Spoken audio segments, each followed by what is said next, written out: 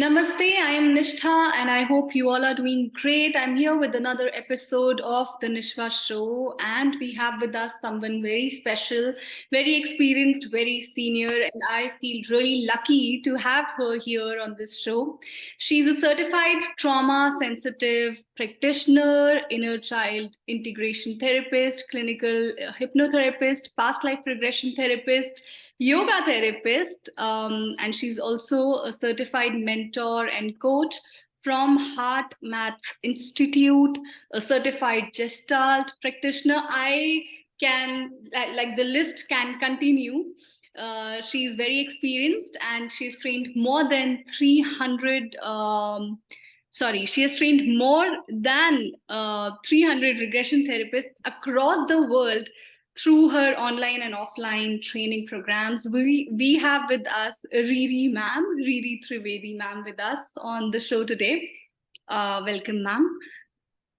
Thank you so much. Thank you for inviting me. Thank you. I feel really lucky to have you here.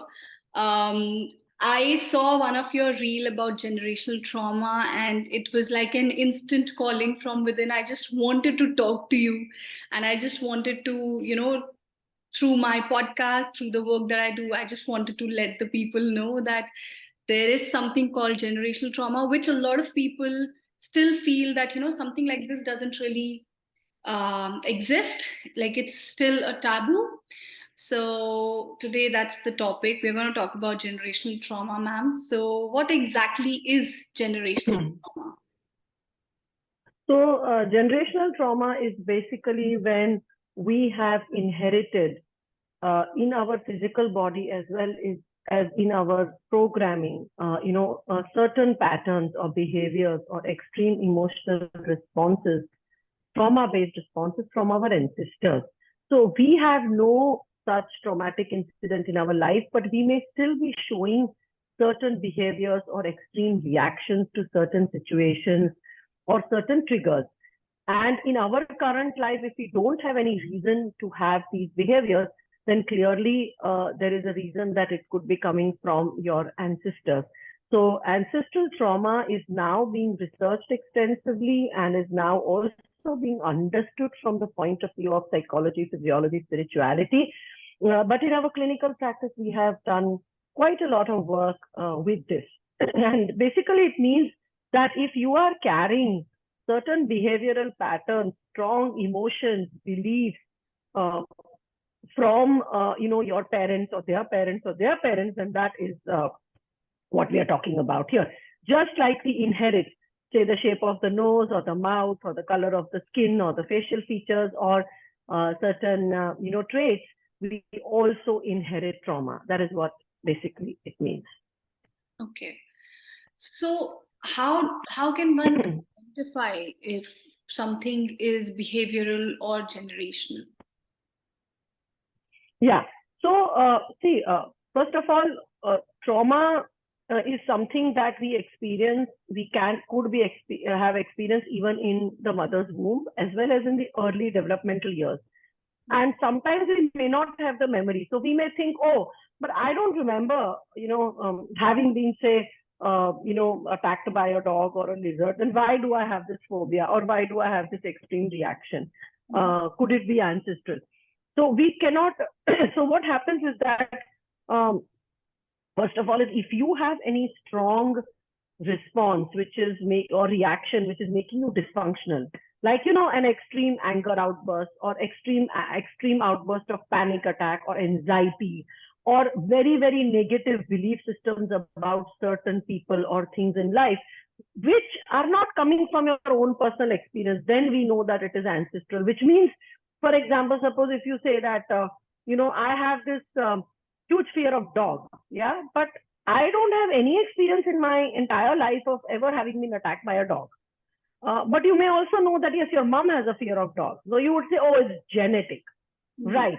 But well, that is exactly how it works. Now, it could either have been passed on to your mother by her behavior, or it could have been passed on in the form of a trauma response physiologically.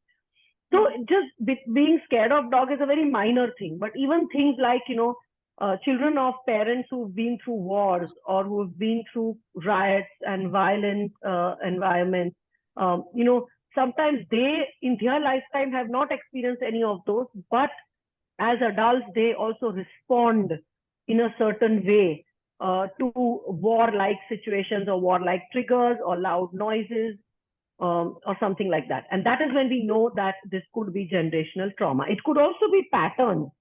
Like,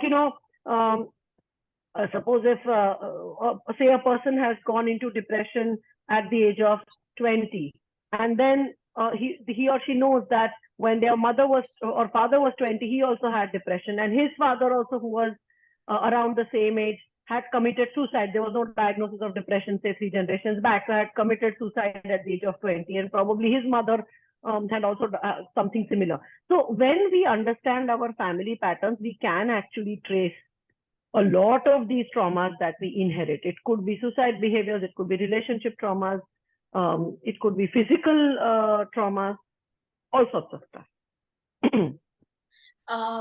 So you have been dealing with different people. You take a lot of sessions, and I'm very new to the field, but something that I would want to share, and that's how I really got to know that all of these things, how generational things affect. I started noticing this with my clients that, they, especially in the women, they're dealing with men, primarily seeing their mother behaving in a certain way with their father, or Yes. behaving differently with their brother. Uh, and then this girl grows up and now she's probably married or dating someone, and she has similar patterns. Now she wants to move out of the relationship, but she can't because that's a pattern. So sometimes, this is a very generic example, and I have noticed this in a lot of women.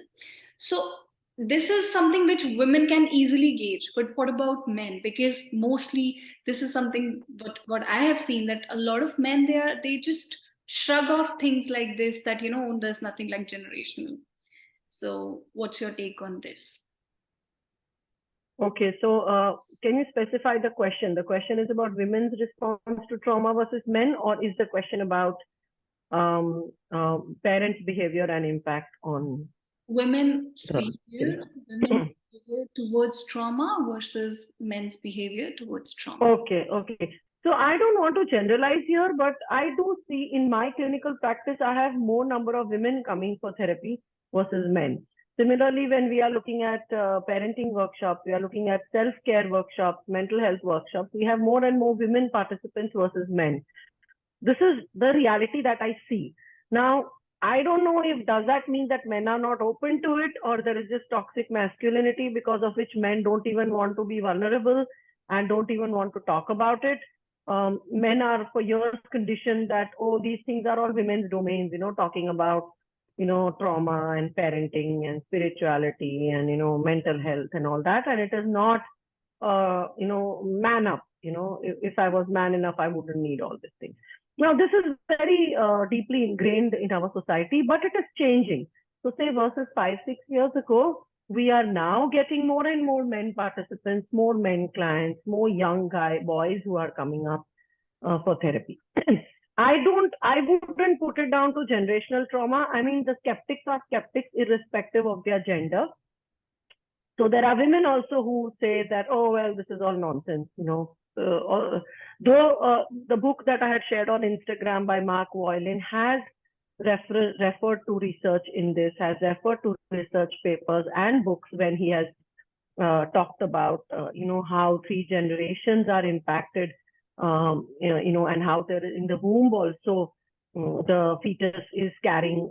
There is also, not in just Mark Wallen's book, even I have shared, including the research paper link, which says how implicit memories are formed by the fetus in the womb itself, not explicit, but implicit memories. So there is research now which talks about, trauma that can be inherited from the mother or from ancestors. But I don't know if a specifically inherited trauma के बारे में, gender differentiation. Overall, when it comes to mental health and talking of vulnerability, talking of traumas, generally I feel women are more open and coming forward much more. That's what my exactly what I wanted to say was that a lot of men, when they see that, sometimes they would probably shrug it off, saying that okay, maybe even if it's a pattern or even if it's a generational thing, then it's supposed to be like this. That's what I have noticed, I've observed. So, but yes, Yeah, and people also say, oh, it's ancestral, like, or claustrophobia. Oh, but it's inherited, so I can't do anything about it. Like, oh my, just like diabetes and blood pressure, like, oh, it's genetic, it's in it's there. So one group of people are those who see themselves as victims of genetics or genes, or victims of what they've inherited genetically, and they feel that, oh, because of that I can't do anything about it. Hmm. And there is another generation, another group that completely negates it, that, oh, there's nothing called ancestral trauma. But the same group might possibly say, oh yeah, but well, diabetes is in my family history, and I have a family history of high blood pressure, and I have a family history of getting stroke or whatever. So when it comes to physical body, people are acknowledging that yes, there is something that genetically gets passed on in the DNA, but what they are not able to accept is that again, the DNA, it does not just contain health issues, it also contains trauma responses. Yes, exactly. So, ma'am, we can't do much about people who just take it like that okay, it is a generational thing and they can't do much about it. But let's talk about people who want to do something. So, how can someone know that, okay, it's a pattern and I want to break it? What is the first step in breaking a pattern? See, I would say that first step is to recognize that what are these patterns of behavior or responses that are not helping you in your life, right? Is it anger? Is it extreme phobias? Is it, certain OCD kind of behaviors? Is it relationship issues? Is it patterns with money, with career, with work?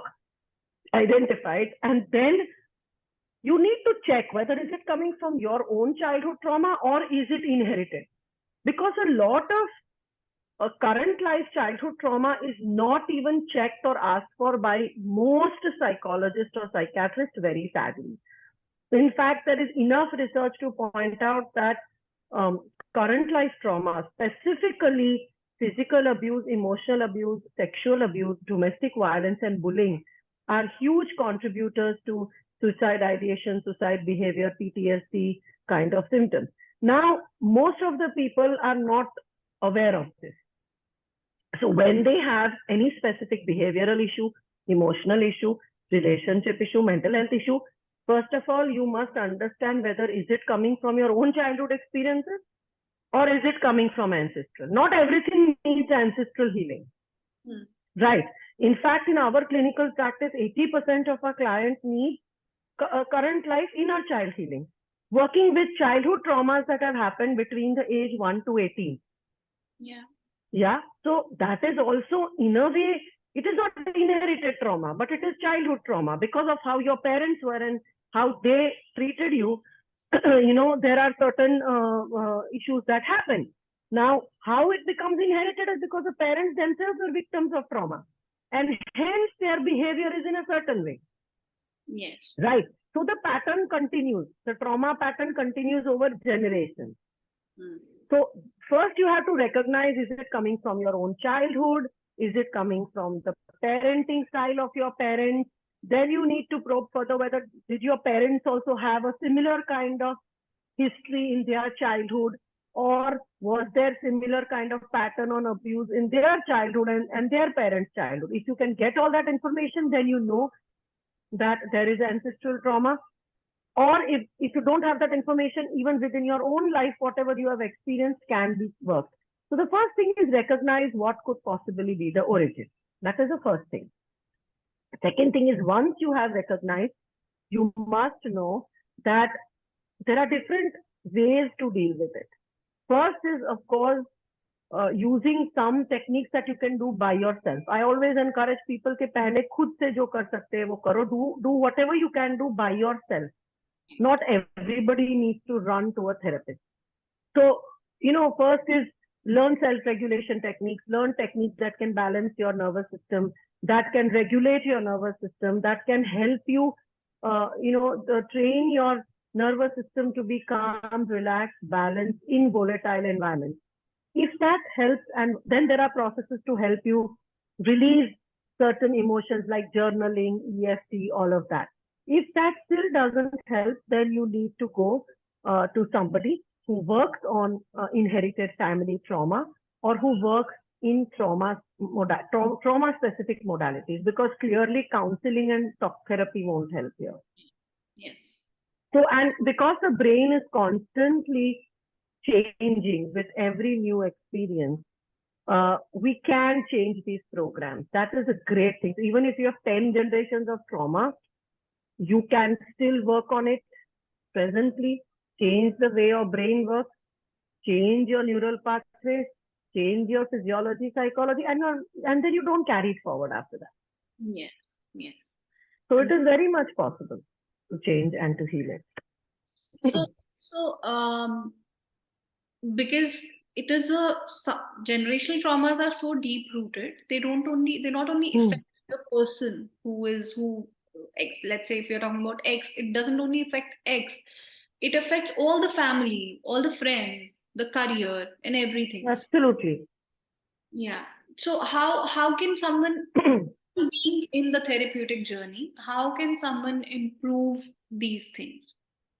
Or maybe once someone... That is what the therapies are for. So when people come to us for therapy, I can talk about myself. I don't know about the other therapists, but we do a very detailed intake and case understanding. So we take a detailed timeline of all the major incidents that the person remembers from age 1 to 18 and after that, like major trauma events. We also take a detailed history of the family dynamics, the parenting style of their parents. We also understand if there is any family ancestral history that the client is aware of, like how was their mother's childhood and their mother's, life and father's life, etc. So we take a complete detailed history. And once we have done that, then we know exactly where to hit. So if the person's issues are largely coming from their own current life traumas, then first we have to work on addressing those, which could be, like I said, domestic violence, bullying, physical abuse, sexual abuse, emotional abuse, medical traumas, grief, loss of death of near and dear ones, those kind of things, witnessing accidents, witnessing violence. So then we use techniques to work on that. If we identify that now beyond this, there is a need to also address certain patterns that are carried forward from the grandparents and their parents and ancestors, then we do processes for ancestral trauma healing as well. But first, we have to clear up the current life traumas. Then we go to the ancestral ones. Okay. So, ma'am, how can someone know if the pattern breaking is being done? Like, how can someone gauge that, okay, let's say if someone is starting on their journey of just understanding the patterns, recognizing their patterns, and they're doing something which they can do on their own, right? Let's say journaling or any general thing. Does that help? And to what extent? And how can someone know if the work is being done? See, if you do self-care techniques and you do it regularly, you will know if it is being done, no? Because your symptoms will reduce very clearly. If you come to somebody like us, then we have our own ways to measure the progress of the therapy. So after every 4 sessions, we have the clients fill up all these forms and we take qualitative Likert scale readings on all the aspects that we have worked upon, be it self-esteem, confidence, panic attacks, anger, anxiety, negativity, sadness, grief, depression, insomnia. Everything is measured. So after every 4 sessions, we at Wellness Space take the measurability and clearly we are objectively able to see whether the client has made progress or not, depending on the score. So if they have come with severe anxiety, severe depression, severe low self-esteem, after 4 sessions, if the scores have gone down, then clearly it is working. There is progress, right? And the clients themselves can also recognize it. So they will say that, okay, now my anger is, earlier I used to get angry 5 times a week. Now it is reduced to once a week. Some of them say the intensity has gone down. Some of them say the frequency has gone down. Sometimes they will say that my turnaround time is much quicker. Earlier I used to remain angry, cry for 8 hours. Now in 5 minutes or 10 minutes, I'm able to come out of it. So these are all signs of the processes working. Okay. So to put it in one line, whatever you have said, just to simplify for the listeners, it you can actually feel it within your own selves when you feel some change during the therapy or within first few sessions, you get to feel it in your own behavior. Absolutely, absolutely. That is the whole point of taking therapy. Otherwise, why do you want to spend money? It's literally like you take medicines or you're taking treatment. You want to see the results. If you don't see the results, then why do you want to continue? Yeah. But Right. my question was that sometimes for people who can't afford, let's say, or who just because of various circumstances, they can't go for a therapy. And if they are doing some techniques which is self-regulated, can they gauge from their own personal relationships? Of course they can. Of course they can. Of course they can. So suppose if we say somebody has identified that I am carrying ancestral trauma from my grandfather who was killed or murdered, and say by some police, and now every time I see police, I don't know why I get anxiety attacks. This is clearly inherited trauma. So then this person can either heal it by connecting energetically to the energies of the grandfather, accepting that what has happened is I recognize it and I release whatever I'm holding inside with intention. Of course, energy moves with intention. So with intention, you release it, or you journal it out, you write it out, or you write a letter to your grandfather saying, I know this happened, but I do not wish to continue it any further. And, so there are different techniques.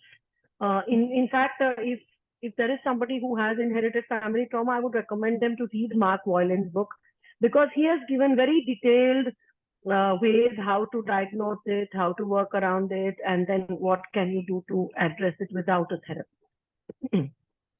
Okay. Ma'am, any tools and techniques which people can do by themselves, which you would suggest For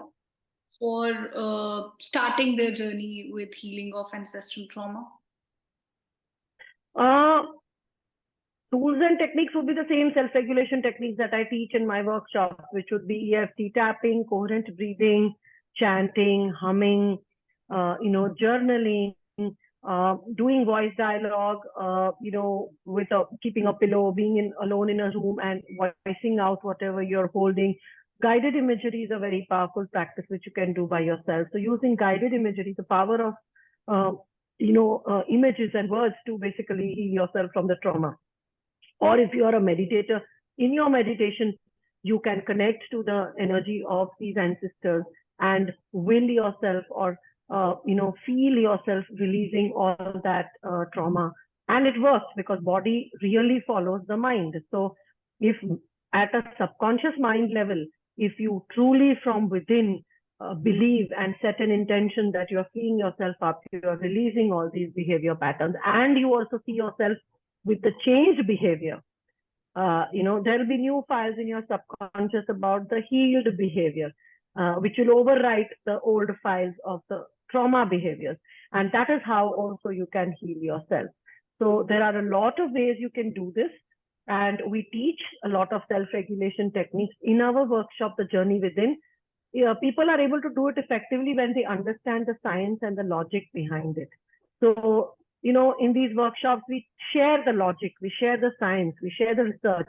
Then when they do it, the intention and the effectiveness is much better versus just saying, okay, someone told me this, so let me do it, Yeah. So actually, the mind needs logic, and once you give it the whys, the answers to all the becomes easier. For some people, they need that. For some people, they don't. So it really depends on what kind of person. So anything, we are in the final few minutes of this session. So any end notes for listeners, any takeaway notes for listeners, and also give us briefly about, I know you do a lot of things, but just a couple of things, a couple of upcoming sessions that you have, workshops that you have. Yeah. So I would just like to say that, remember, whatever has happened with you in your childhood, in your growing up years, or even if it has happened with your parents and ancestors, You are not a slave to your inherited trauma or to your genes, right? Recognizing it is important, but recognizing it not for the purpose of playing the victim card all your life, not for the purpose of blaming, shaming, or criticizing your parents and ancestors, and not for the purpose of feeling helpless and hopeless about it, but we only recognize it for the purpose of feeling empowered that we can change it, we can heal it in the here and now. We can stop the trauma of ancestral, we can stop the cycle of ancestral trauma the day we choose to stop it.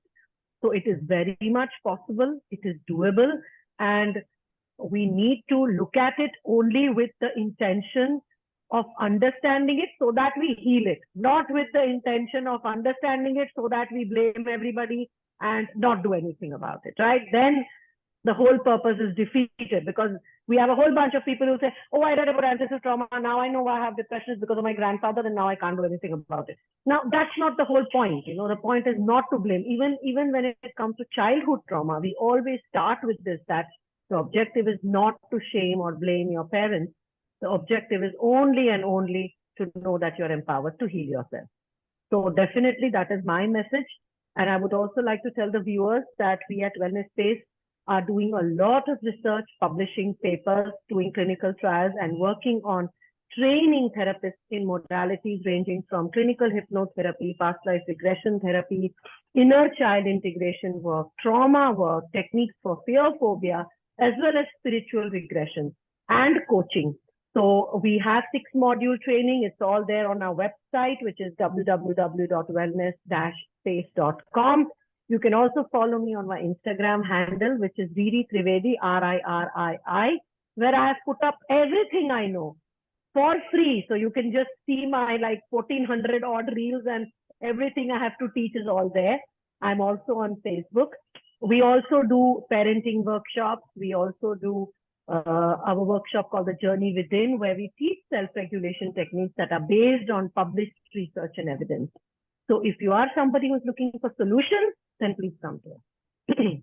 Lovely. I am a big fan of your work, ma'am, because the kind of reels and the kind of content that you put out, it's so relatable to a lot of people today, and it's so resonating. And the way you tell things, the way you literally teach things through your reels, it's what we need, right? So it was lovely. A lot of times people say, oh, you are simplifying it, you're oversimplifying it. And I always say that is precisely my objective. I want to simplify this concept. I don't want to sit on a high chair and talk all this hi-fi technical stuff which people don't understand. I don't want people to be in awe of me and say, oh my God, she's rattling off stuff we don't understand. I would rather come down to the level of a common man and talk the language they understand, because that's the only way I can bring about a change that I wish to bring about in our community, right? So whether it is childhood trauma, whether it is inherited family trauma, or any mental health issue, I am very, very frequently blamed for oversimplifying, and I'm very proud of it that I'm able to simplify the most complex concepts and really, bring it down to a basic level, because the objective is to simplify it so people understand and use it to change and transform their life. Absolutely, ma'am. So that is it for today's session. Thank you so much, ma'am. Thank you so much for being here with me. It was lovely having you. And I have learned a lot from your reels, and I've learned even more personally through the podcast. And I would love to be a part of your upcoming workshops. I'll just see what. Please do. In fact, a lot of psychologists, counselors and all join it, because it gives them the tools to enhance their own practice. And the constant feedback we get all the time from people is, they've seen a lot of this scattered at different places, but the way we have put it together, made the interconnections and made it practical and applicable, also backed by research, because our entire manual that you get, all has the research references for everything we talk about.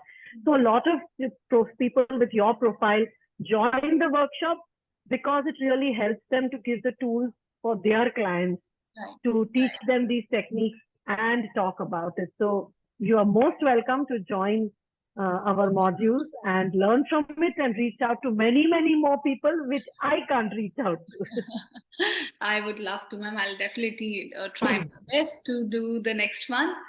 So that's it for today, ma'am. Thank you so much. Thank you for Thank you. coming to this session. Thank you. And you all can follow ma'am. She's already shared her details. I'll mention all the links in the bio, and definitely check her out and follow all her socials. That's it for today's show. Please do share the recording with me if you can, so I can share it with my followers as well. Yes, I will, ma'am. I will definitely. So that's it for today's episode. We will see you, or probably you'll listen to me in the next episode. Till then, bye. Stay blessed.